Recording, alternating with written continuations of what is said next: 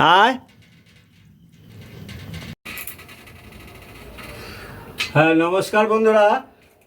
সরকার agriculture YouTube চ্যানেলের পক্ষ থেকে আপনাদের জানাচ্ছি প্রীতির শুভেচ্ছা, ভালোবাসা।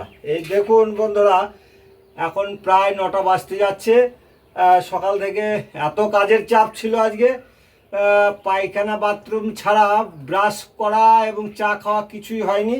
তো এখন এসেছি আমার এই পুষিটা, মানে এর নাম হচ্ছে মিনু। ইতিপূর্বে একে আপনারা অনেকবার দেখেছেন।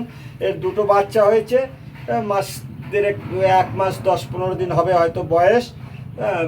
তো সেই সকালবেলা তার বায়না, আমরা যখন চা খাই, চা খাওয়ার টাইম পার হয়ে গেলে সে শুধু আমার পায়ে জড়িয়ে ধরবে এবং বিস্কুটের দাবি করবে। বিস্কুট খাবে, তারপরে ভাত খাবে, এইভাবে বিভিন্ন। আর ভাত সে দই দুধ মাছ ছাড়া খাবে না। হ্যাঁ, তা আমি একা মানুষ, আমার সব সময় এসব জোগাড় করা সম্ভব হয় না। তাই ঘরে একটু দই দুধ রাখার চেষ্টা করি, যাতে এই বাচ্চা দুটো এবং এই মিনু খেতে পারে।